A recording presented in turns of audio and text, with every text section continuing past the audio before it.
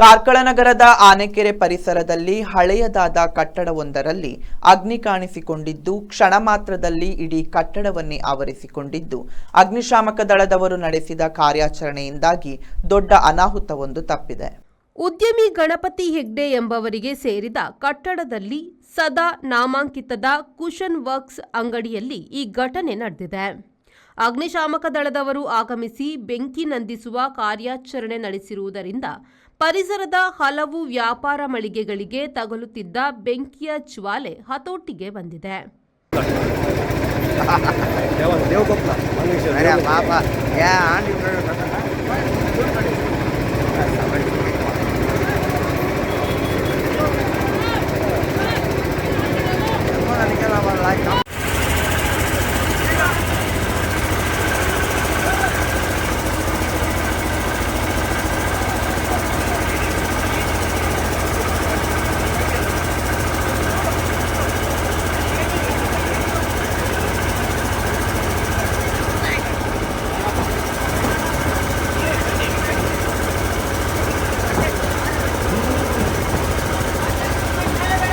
KM Khalil, V4 news, Karkala.